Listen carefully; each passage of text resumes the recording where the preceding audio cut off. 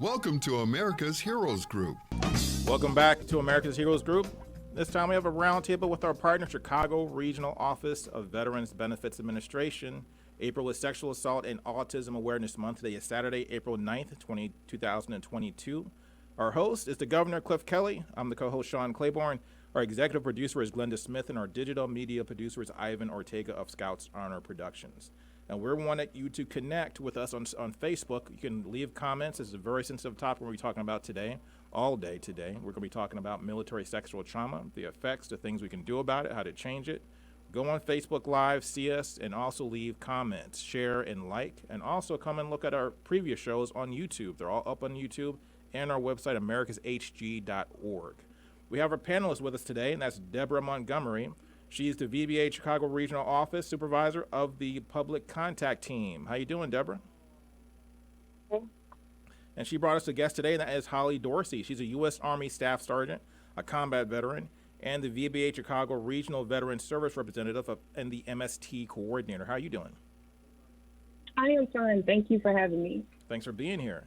So we want to talk about a couple of things. I want to get into this conversation, this topic, and I want to engage both of you on this because there's a lot of stuff going on. It's a very loaded topic. So Holly, as a combat veteran, I wanted to come to you first because you have experiences that a lot of people in the world don't have as a combat veteran, especially with multiple tools of duty. So in combat, when you think of combat, that's an act of violence, and it often leads to psychological trauma. So we get PTSD out of that. Rape and sexual assault, however, also leads to psychological trauma, and that's what we talk about when we're talking about MST. So in your mind, is there a difference, or what is the difference? Absolutely. Well, MST is actually a subset of personal trauma.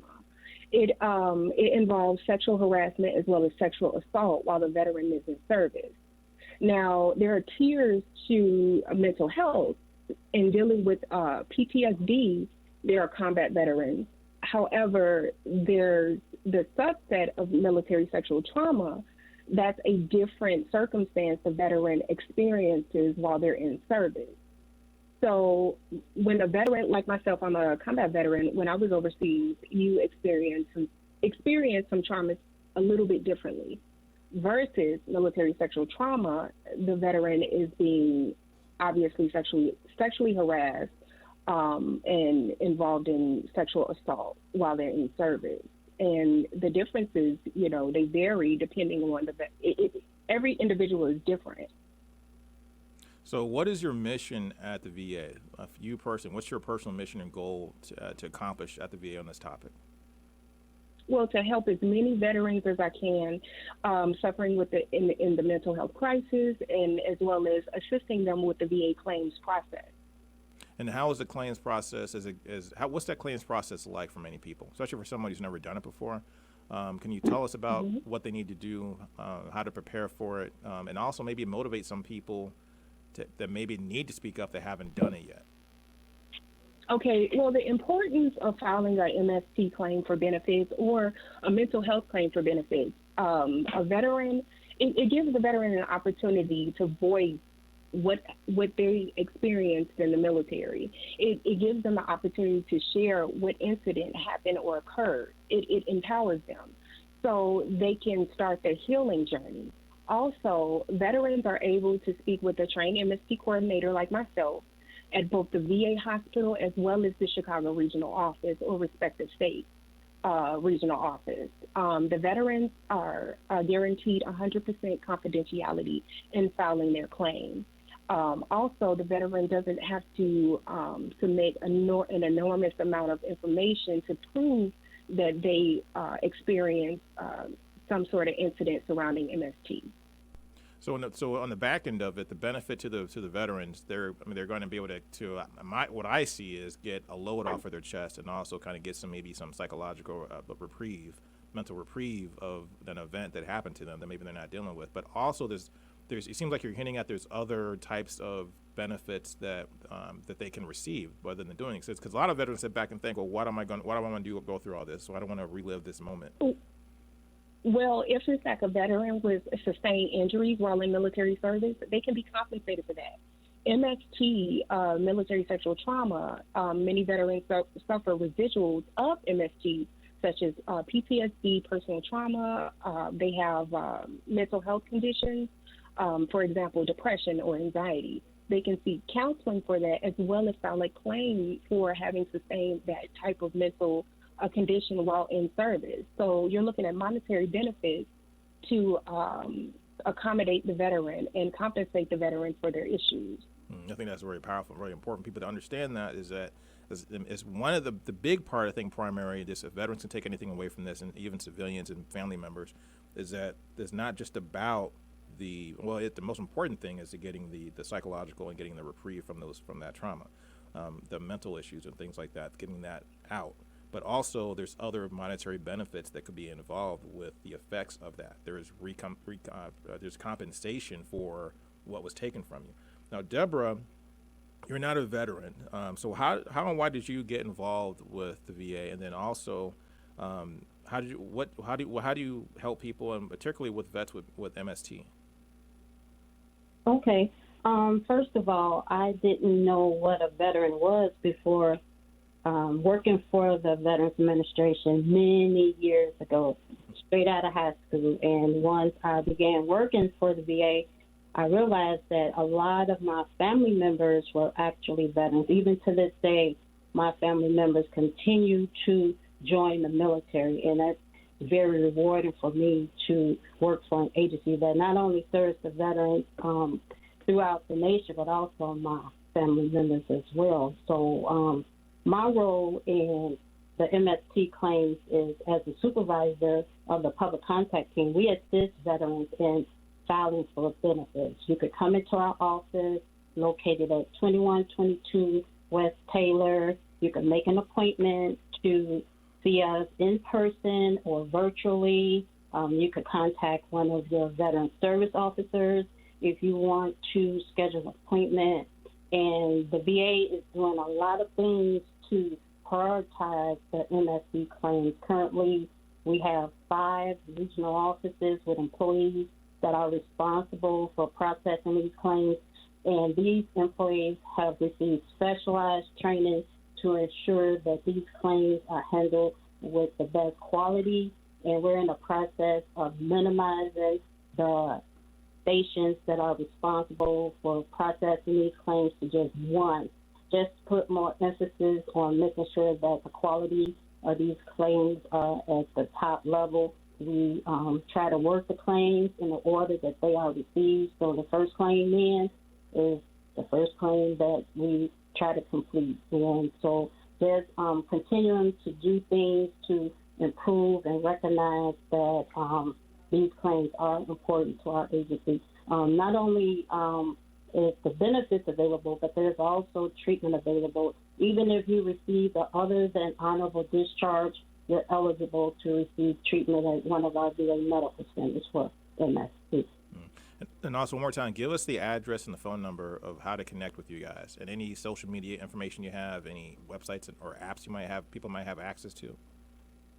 Yes, our address is 2122 West Taylor in Chicago, and you could contact us also at 1-800-827-1000. You can apply for benefits online at va.gov. I appreciate that. Now, so you found out what a veteran was. Now, what else have you learned from your experiences at the VA, especially helping people with MST? What I have learned is that there's a hesitancy to apply for these benefits. It's painful to relive what you experienced, and a lot of times if there's no evidence that's obvious that you experienced MST, then we have to have you provide us with some details so that we could collaborate your experiences. And a lot of times veterans only want to speak to a specific sex, like a female may go to her veteran service officer and only want to see a female. And so if they can't speak to a female, then they're a little hesitant to file a claim or maybe talk about their experiences. So just having like these outreach opportunities to get the word out and let you know that we have males and females available for you to speak with. We try to do things to make veterans aware of the fact that they can claim benefits, they can receive medical treatment, and all of the other benefits that's involved with MST claims.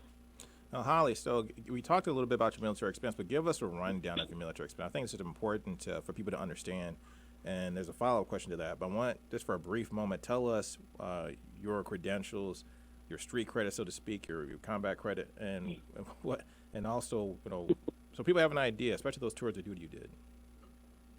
Well, I served in, I started my military duty in 2000. So I served for approximately 15 years, but due to my circumstances, I was retired from the military. And so that was due to combat trauma. And so I deployed to Kuwait. I deployed to Iraq, supporting the mission in Operation Iraqi Freedom and Operation Enduring Freedom. I was also deployed to Africa, and I served on the Bright Star mission to help rebuild the location there, helping on the Bright Star exercise with the Corps engineers, specifically the 416th Engineer Command. So I've had a long run in the military, and I wouldn't trade anything in for it. It's been a wonderful experience for me. Yeah. So I asked that question because having that experience, I have to ask this question because you said Kuwait. Did you run into the 708th Medical Company by chance? No, it was so many different companies over there and so many armed forces. We were next to the Marines. Okay. I was in Tent City, so I was in a tent, That was my old unit, so I was just wondering if it was a. So the thing of it is that when we talk about someone who's credentialed as you, has these experiences, 15 years in the military, also has experience with PTSD, things like that, trauma. From your perspective, what is the connection with the culture with the military, especially when it comes to gender inequality, predatory, abusive actions against people, things like that, that leads to military sexual trauma and other types of violent acts against ourselves, against fellow service members?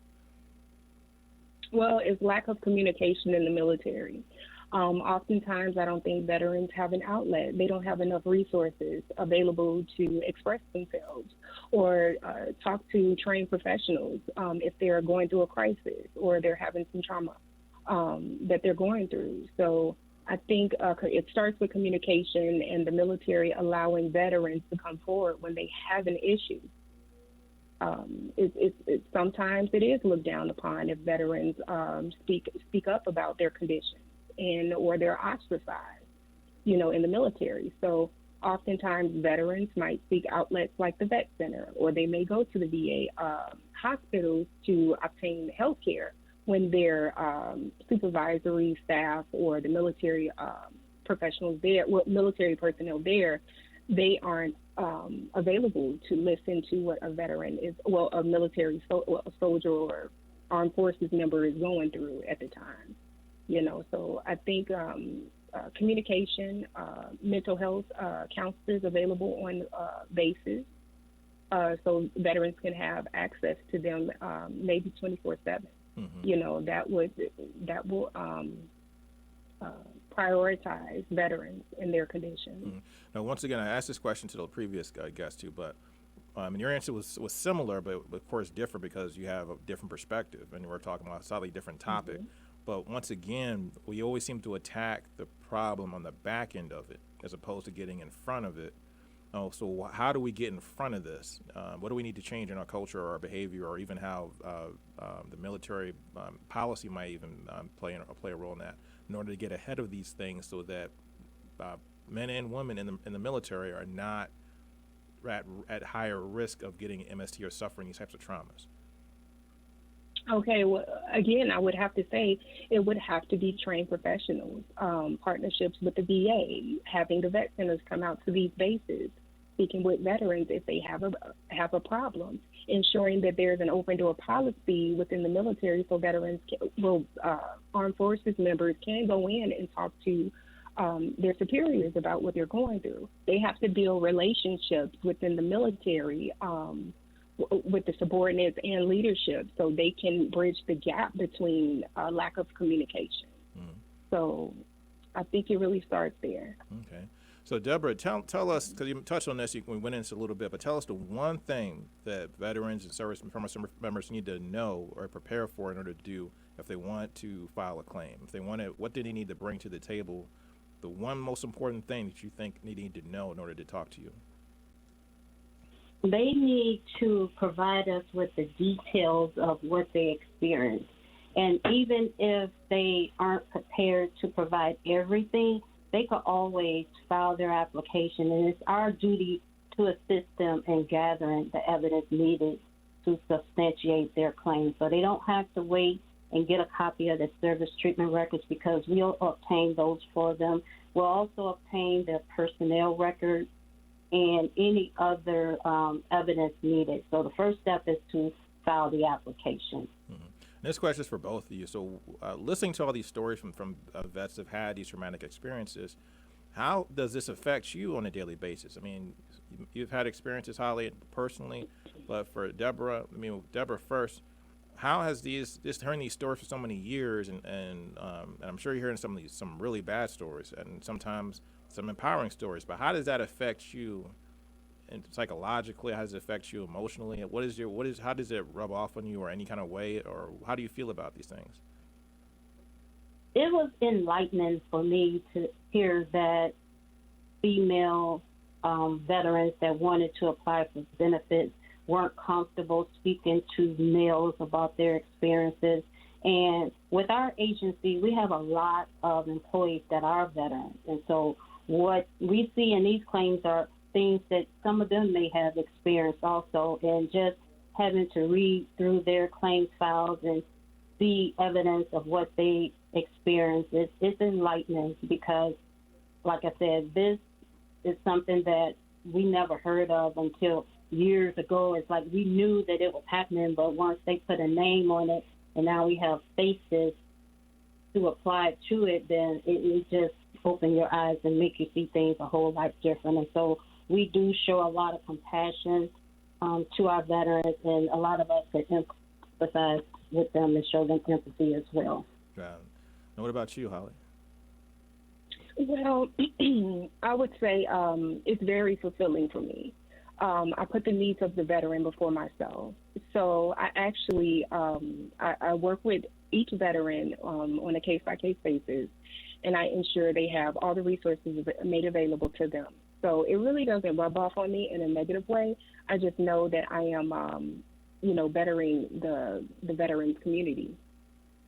That's really powerful. I think that shows a lot of your courage and also your stamina to be able to take on. Not many people in the world can take on negative stories, but be strong through that and be positive through that and use that to strengthen themselves and also be an inspiration to other people. So I got to give you props and also give you commendations for just doing that, both of you ladies, for doing this type of work, because I think it's really important. And once again, tell us, how do we connect with you? Give us the phone number, addresses, so if there's people at home or people around the country that haven't really thought about this, but they're thinking about it but not talking about it, how do they connect with you guys? They could call us at 1-800-827-1000. Online too as well? What's that website? They could go to va.gov.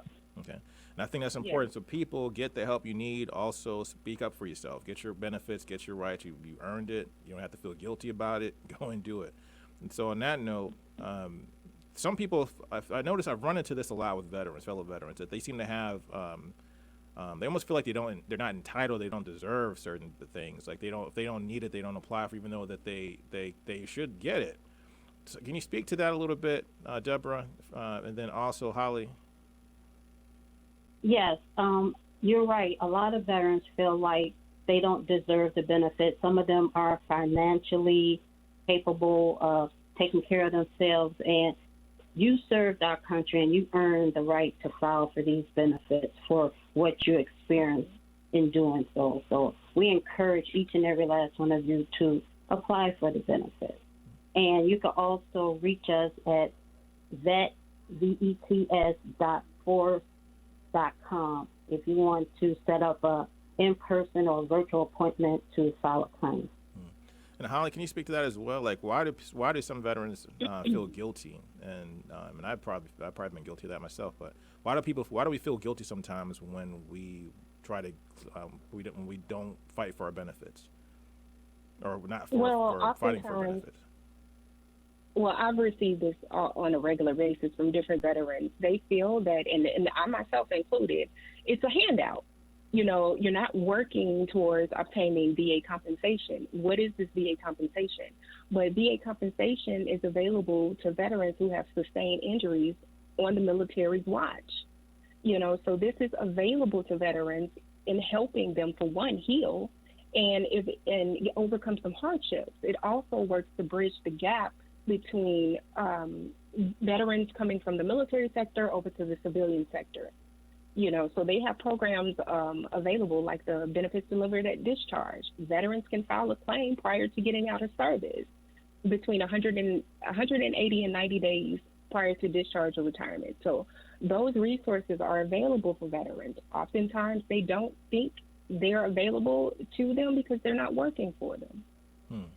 So that's eye-opening because, like I said, to me, the VA benefit system, even having done this show for 5 years, I still am confused by what you can have, what you can't have, how to get it, and who to talk to, you know. And then it's even different service. I was in National Guard, so that changes things as well. Particularly for National Guard members, can you kind of give us a rundown or a slight, maybe some enlightenment about what do Guard members and reservists get versus regular Army or full-time Marines or whatever?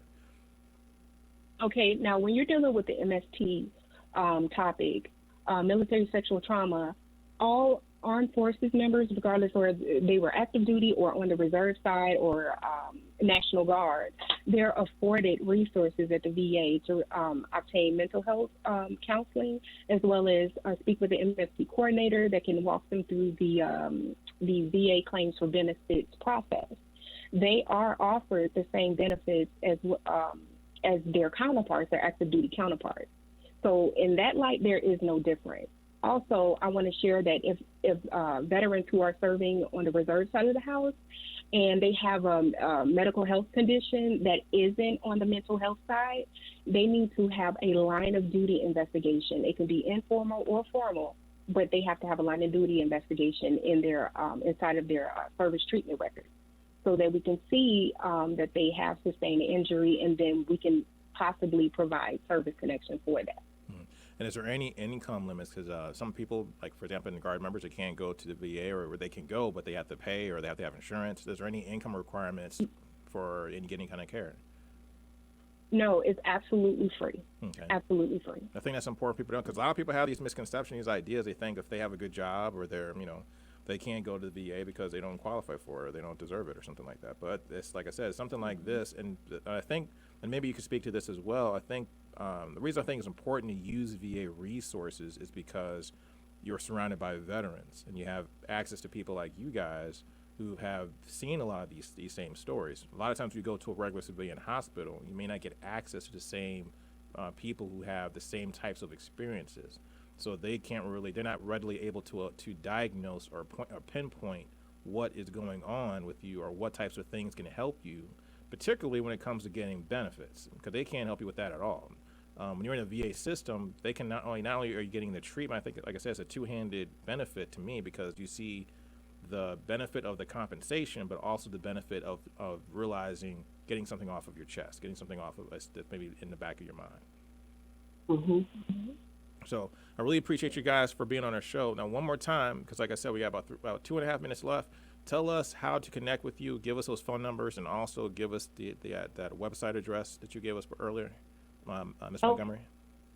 The telephone number to reach the VA is 1-800-827-1000. And if you want to schedule a virtual appointment or in-person appointment to file a claim, you can reach us at vet.force.com. Now, how long does it take normally? Yes, and there's Go ahead. There's also the VA crisis line. If veterans are they're having a mental crisis or any type of crisis, they can reach out to that hotline at 800-273-TALK and press number 1. Okay. And I was going to ask, so what is that was my question for a second. I'm sorry to regather my thoughts. So When a person starts the process, how long does it normally take to get benefits? Is it like is it vary? Is it a short process? Is it a long process? Does it all depend? I guess Holly, can you speak to that? Well, it depends on each veteran's claim. Excuse me. It depends on each veteran's claim. Now, the claims process from beginning to end is approximately 3 to 4 months, a total, well, from 90 to 120 days. So it's been streamlined versus what we've experienced before. So veterans can file a claim on a 5260Z form. They can go to va.gov, file that application, and their clock starts actually ticking at that moment. They hit submit. So, yeah, that's the time frame we're looking at. Okay. And then as things change, a lot of veterans have applied for benefits, and I hear this a lot too on the streets. I hear vets that are homeless. I hear about vets that are that have problems that they've tried in the past and were denied. Has anything changed that should encourage them to go out and try again? Well, we encourage veterans to seek counseling and any type of health care available to them. That's the only thing that has changed is the streamlining of the process, and that we're prioritizing mental health, veterans with mental health, and homeless veterans. So they should look to seek counseling at their vet centers or VA hospitals or clinics. Ms. Holly and Ms. Montgomery, I appreciate your time. Holly Dorsey, Debra Montgomery from the Veterans Benefits Administration. Thank you for coming on our show. Thank you for your time. We appreciate you, and we'll be right back. This is America's Heroes Group.